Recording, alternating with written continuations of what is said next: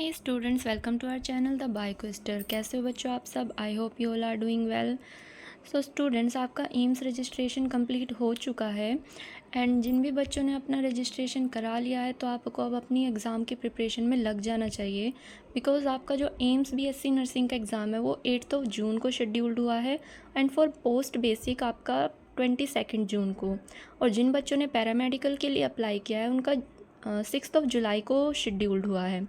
तो देखा जाए तो आपके पास अब टाइम बहुत कम है, क्योंकि पूरे साल की प्रिपरेशन चाहिए होती है अगर आपको एक एग्ज़ाम देना है, और अब तो कुछ ही महीने बाकी हैं। बट फिर भी अगर जिन बच्चों ने अब तक प्रिपरेशन स्टार्ट नहीं की है वो बच्चों प्लीज़ सीरियसली अभी से लग जाइए, बिकॉज़ कंपटीशन बहुत हाई है। एक एक सीट पर बहुत बच्चे हैं। तो स्टूडेंट्स, आपको अभी से अपनी क्वेश्चन प्रैक्टिस स्टार्ट कर देनी चाहिए। और मुझे बहुत बच्चों के कमेंट्स आ रहे थे क्वेश्चन प्रैक्टिस स्टार्ट कराने के लिए, तो मैं अब आपके लिए रेगुलर बेसिस पर क्वेश्चंस प्रैक्टिस कराऊंगी।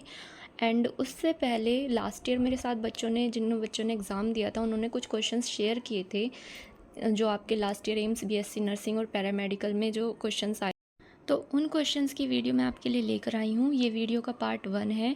अभी part second, third and fourth अभी बाकी है, वो मैं आपके लिए लेकर आऊँगी।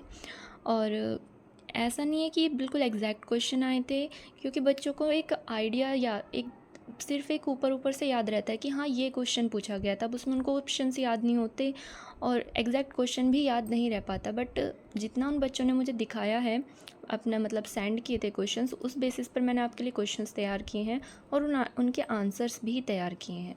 सो आई होप आपको वीडियो पसंद आएगी और आपको हेल्पफुल लगेगी। और जो बच्चे मेरे चैनल पर नए हैं प्लीज़ चैनल को सब्सक्राइब कीजिएगा। और जो मैंने प्रीवियस वीडियोस डाली हैं एम्स बीएससी नर्सिंग और पैरामेडिकल के लिए, आप वो भी जाकर देख सकते हैं। चलिए स्टार्ट करते हैं। एम्स बीएससी नर्सिंग पीवाईक्यू 2023, ये 2023 में जो क्वेश्चंस पूछे गए थे बच्चों, ये वो क्वेश्चंस हैं। सो क्वेश्चन 1 है, when was the DNA fingerprinting first introduce. तो डीएनए फिंगरप्रिंटिंग फर्स्ट इंट्रोड्यूस कब हुई थी? तो इसमें व्हेन पूछा है, या क्वेश्चन में नाम किसने इंट्रोड्यूस की थी, क्वेश्चन ये भी हो सकता है। तो DNA fingerprinting was first use in forensic science in 1986 by doctor Alec J Jeffrey. ठीक है, नाम इम्पोर्टेंट है क्योंकि आपकी बायो की बुक में नाम दिया गया है, आपकी जो 12th की एनसीईआरटी है उसमें नाम दिया गया है डॉक्टर एलेक जे जेफरी। तो आपको 1986 और डॉक्टर एलेक जे जेफरी दोनों चीज़ याद रखनी है।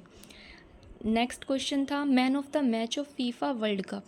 अब क्वेश्चन मिक्सअप हैं, क्योंकि ऐसे नहीं है कि सिर्फ बायो के हैं या फिज़िक्स के हैं, चारों पोर्शन से बच्चों ने क्वेश्चन शेयर किए थे, तो ऐसे में उन्हें एक्सट्रैक्ट नहीं कर पाई कि आप पहले बायो के। तो मैंने जैसे क्वेश्चंस थे उसी तरह से आपके लिए लेकर आई हूँ, जिस सीक्वेंस में उन बच्चों ने मुझे क्वेश्चंस भेजे थे।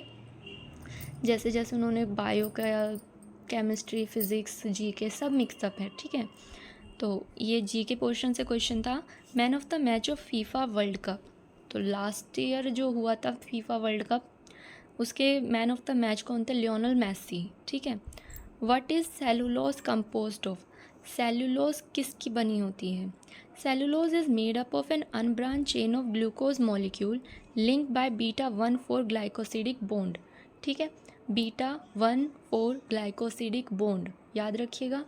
तो सेलुलोज किसका बना होता है? Unbranch chain of glucose molecule linked by β1,4 glycosidic bond. Next question पर आते हैं, what is bond form between two monosaccharide.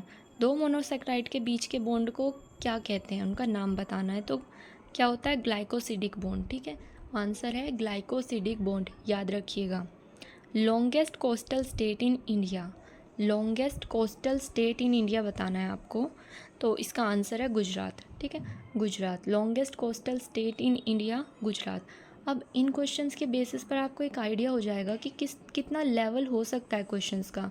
ये थोड़ा इजी है, बट जो मैंने अभी 3 पार्ट और बचे हैं वीडियो के, उनके क्वेश्चंस देखे हैं वो मुझे थोड़े हाई लेवल के लग रहे हैं। तो आप उसके अकॉर्डिंग आप अपना लेवल सेट कर सकते हैं कि आपको कितने जीके आपको किस तरह से करनी, कि जीके के क्वेश्चन आपको किस तरह से कवर करने हैं, उसका भी आपको एक आइडिया हो जाएगा।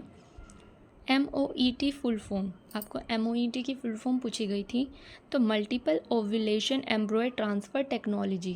ठीक है, मल्टीपल ओव्यूलेशन, एम्ब्रॉय ट्रांसफ़र टेक्नोलॉजी। अब जो नेक्स्ट क्वेश्चन है वो है कन्फॉर्मर रेगुलेटर ग्राफ से। एग्जैक्ट क्वेश्चन नहीं पता कि किस तरह से क्वेश्चन पूछा गया होगा, बट जो आपका एनसीईआरटी में ग्राफ दिया हुआ है आप इसे अच्छे से स्टडी करके जाइएगा।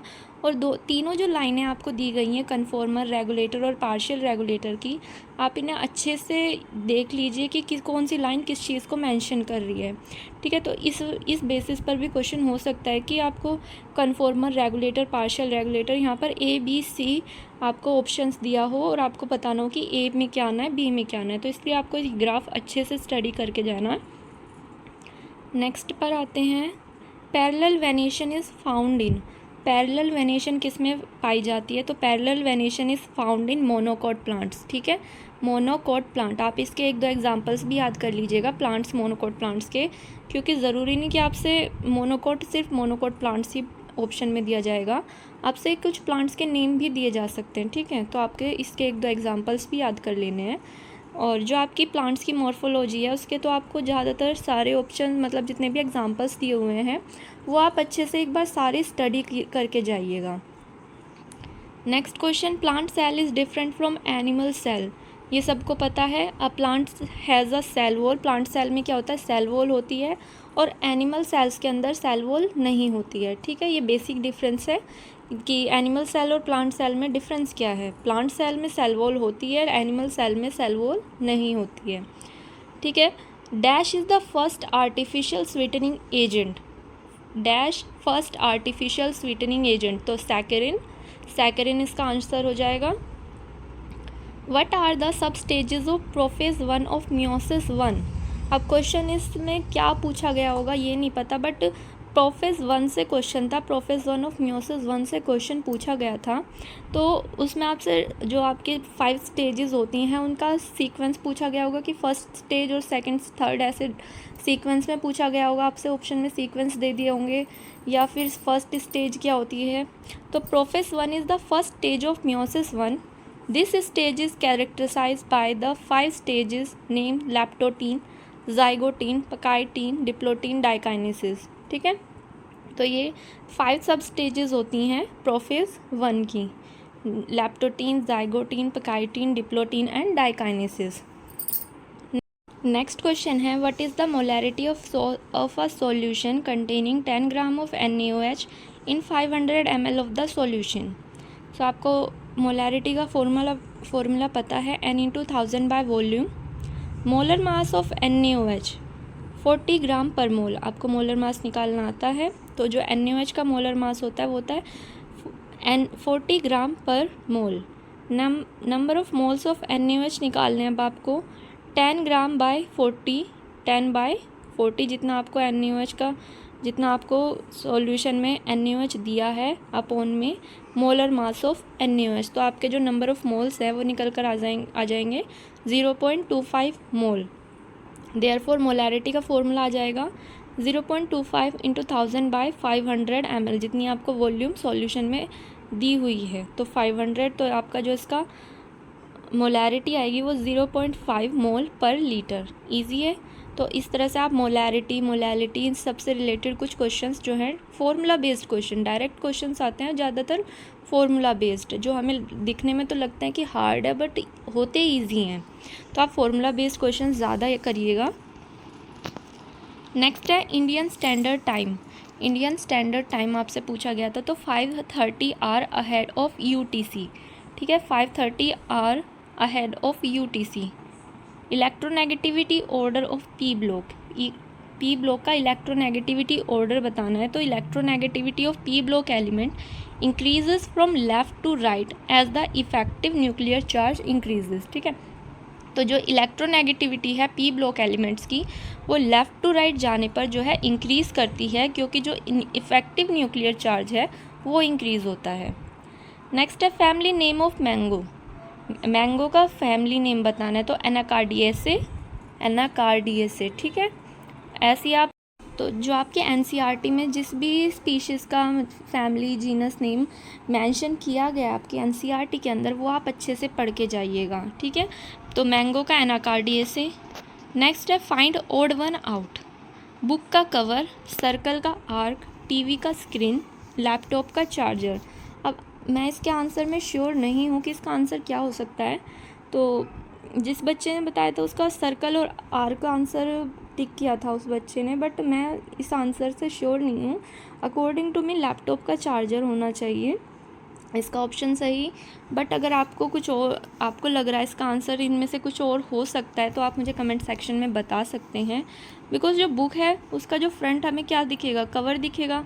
सर्कल पर अगर हम एक साइड व्यू देखेंगे, अगर जब हम उस पर आर्क लगाएंगे तो हमें उसका साइड व्यू दिखेगा कि एक तरह से उसकी कवरिंग से दिखेगी। नेक्स्ट टीवी की हमें स्क्रीन दिखती है, बट लैपटॉप का चार्जर ये मुझे ओड वन आउट लग रहा है। बट अगर उसका आंसर कुछ और हो सकता है तो आप मुझे कमेंट सेक्शन में बता सकते हैं। नेक्स्ट है ट्यूबरक्लोसिस, लंग्स से रिलेटेड डिजीज़ है, तो कैटरेक्ट इसका आंसर आई हो जाएगा। Which song won Oscar award, Oscar award किसे मिला था, नाटू नाटू। तो इस साल का जो ऑस्कर अवार्ड है वो आप याद करके जाइएगा। ये लास्ट ईयर का क्वेश्चन था, तो इस साल के जो भी मेन अवार्ड्स होंगे आपको वो सारे स्टडी करके जाने हैं, ठीक है। अब डायरेक्ट क्वेश्चंस जो आए थे वो थे रोजनमुंड रिएक्शन से, कैनिज़ारो कार्बोक्सिलेशन नेम रिएक्शन से, इनसे डायरेक्ट क्वेश्चंस आए थे। तो आपको रिएक्शन मैंने आपको स्क्रीन पर शो की है, कैनिज़ारो आप देख सकते हैं।